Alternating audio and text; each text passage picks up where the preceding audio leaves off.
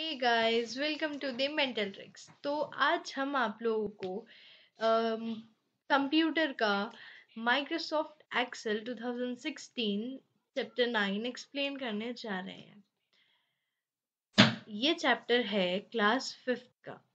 Microsoft Excel is a popular spreadsheet component of Microsoft Office suite that allows you to store, organize, calculate, and manipulate the available data.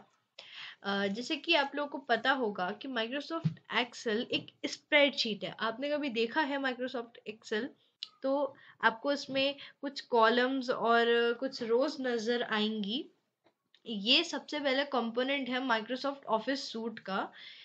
इससे हम अपनी चीज़ें store अपना data store कर सकते हैं, organise कर सकते हैं अच्छे वेज में, कैलकुलेट कर सकते हैं अपने डेटा को, और बहुत सारी चीज़ें मैनिपुलेट कर सकते हैं।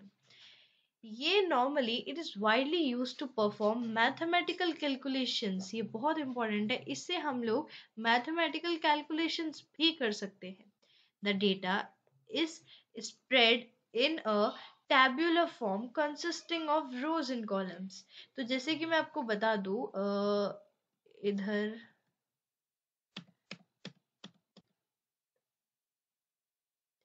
ये जैसे कि आप देख सकते हैं इधर, ये जैसे कि ये स्प्रेडशीट के फॉर्म में आता है। मतलब रोज कॉलम्स वगैरह इसमें होती हैं।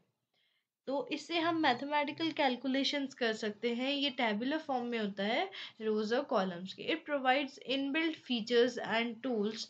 इसमें हम फॉर्मूलाज लिख सकते हैं, फंक्शंस लिख सकते हैं, एंड डेटा एनालिसिस टूल्स भी होते हैं, जो कि हमारे वर्क को, मतलब बहुत ज़्यादा लार्ज अमाउंट ऑफ डेटा के वर्क को ईजी कर देता है। तो ये सब आपके useful of uses of Microsoft Excel में भी काम आ सकते हैं। जैसे कि अगर आपका क्वेश्चन आता है what are the uses of Microsoft Excel, तो ये सब आप उसमें लिख सकते हैं। आगे भी बहुत सारी चीजें ऐसी आएंगी जिसमें हम देखेंगे uses of Excel. Now features of Excel. Formulas are mainly used for performing simple and complex mathematical calculations. Functions are the built-in formulas used for calculating percentage.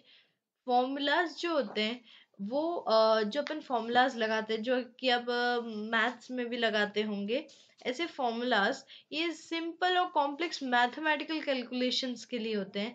ये फंक्शंस जो होते हैं अब, वो बिल्ट इन फॉर्मूलाज होते हैं, जो कि परसेंटेज, इंटरेस्ट, एवरेज, ये सब कैलकुलेट करने में काम आते हैं।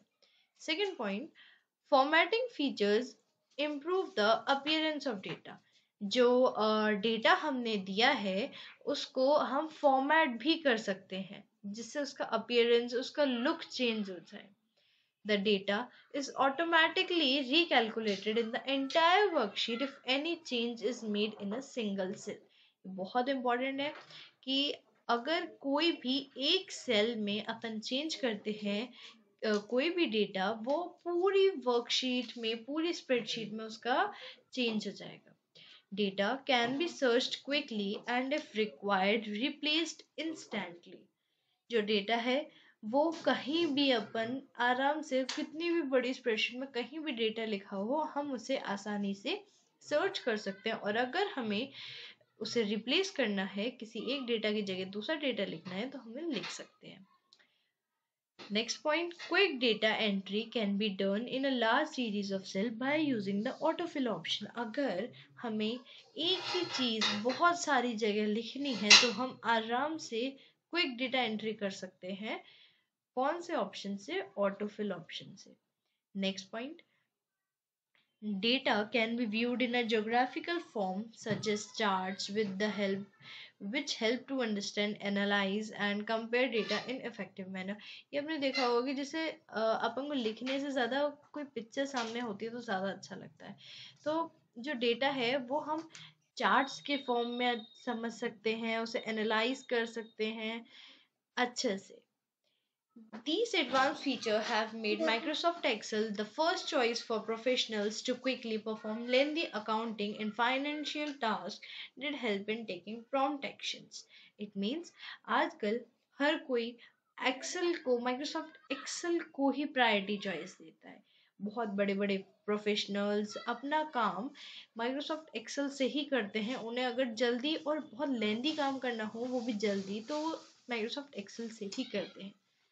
नाउ कि आखिर स्टार्टिंग एक्सेल 2016 स्टार्ट करना कैसे है एक्सेल को, तो जैसे कि आप इसमें देख सकते हैं,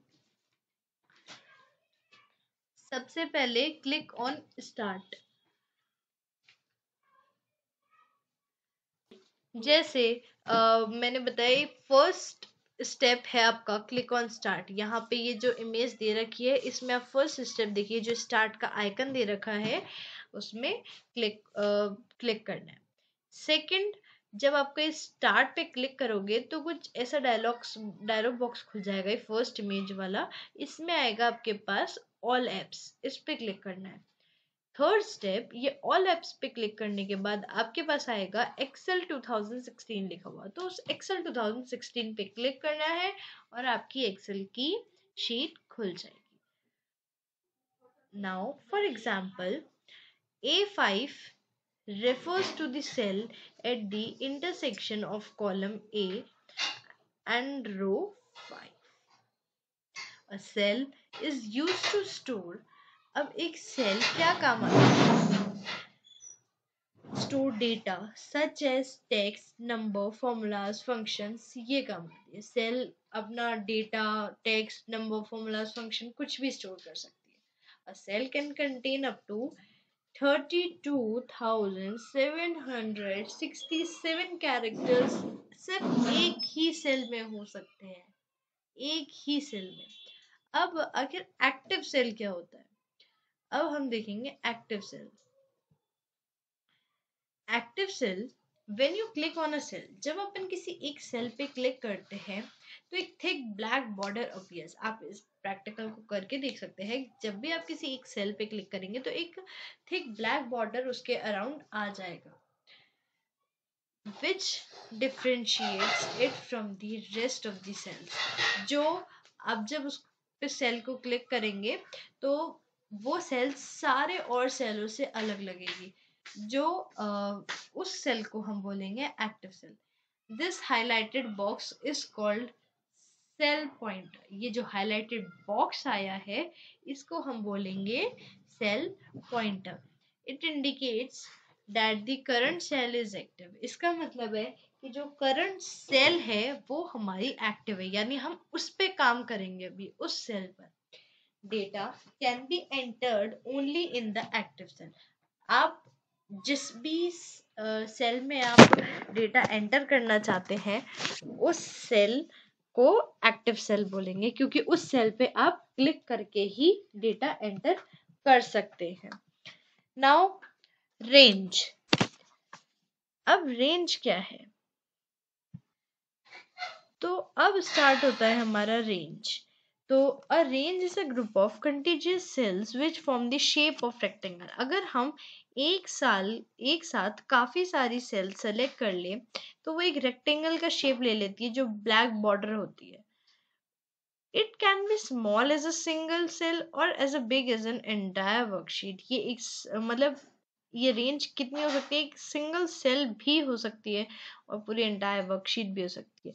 You can specify a range by writing the starting cell address followed by the ending cell address, both separated by a colon. For example, C1 to C10।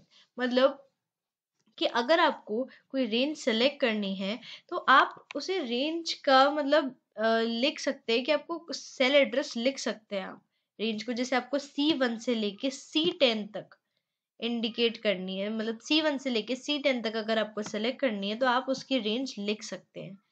C1 से C10 अब है क्या, और उनके बीच में सेमी कॉलन आता है, जैसे C1 फिर सेमी कॉलन फिर C10 indicates a range starting from C1 cell address and ending in C10 cell address। अब आता है name box. Name box is just located above the column heading. Name box जो होता है वो just column heading के ऊपर होता है, on the left side of the window, window के लेफ्ट साइड पे। This area displays the location of the cell pointer. Formula bar. Formula bar जो होता है नेम बॉक्स के राइट में होता है। आप इसे देख सकते हैं डायग्राम में, पर ये नेम बॉक्स के राइट में होता है। This bar shows the character and formulas did you enter in. इस बार में जो कैरेक्टर और फॉर्मूलाज होते हैं वो दिखाए जाते हैं। Column headings alphabet across the top border of each worksheet are called column heading. Column heading क्या है? अब जो अल्फाबेट्स जो कि हर वर्कशीट के टॉप बॉर्डर्स पे दिखाए जाते हैं वो हेडिंग्स जिनसे कॉलम आइडेंटिफाई किए जाते हैं, जैसे ए से लेके जेड या फिर ए से लेके ए जेड या फिर बी ए से लेके B Z for example etcetera. Every worksheet in Excel contains 16,384 columns. Now, row headings are the numbers marked from 1 to 1 lakh 048576 along the left border of the worksheet to represent each row of it. Status bar. The status bar जो होता है अब वो Excel window के बिल्कुल bottom में होता है. इससे हमें इंफॉर्मेशन मिलती है. It gives us information about the current selection, कि आपने अभी सेलेक्ट क्या कर रखा है उसके बारे में इंफॉर्मेशन देता है. It include the name of the currently selected command. Name बताता है हमें कि अभी हमने आखिर सेलेक्ट क्या कर रखा है या फिर आखिर करंट एक्टिविटी कर क्या रहे हैं हम. It also display warning messages. ये हमें वार्निंग मैसेजेस के बारे में भी बताता है. अब गाइज आप लोग एक बात सोच रहे होंगे कि मैंने एक पेज बीच में क्यों छोड़ दिया. वो एक पेज बीच में इसलिए छोड़ा था क्योंकि वो मैं आपको मतलब और अच्छे से आपको नेक्स्ट वीडियो में समझ आएगा वो वाला पेज, क्योंकि वो अभी नहीं आता. पहले मैंने ये चीज बताई है आपको, जिससे आपको अच्छे से समझ आए. वो नेक्स्ट जो अपना पेज छोटा है वो नेक्स्ट वीडियो में बताऊंगी. Thank you for watching mental tricks. Like share subscribe.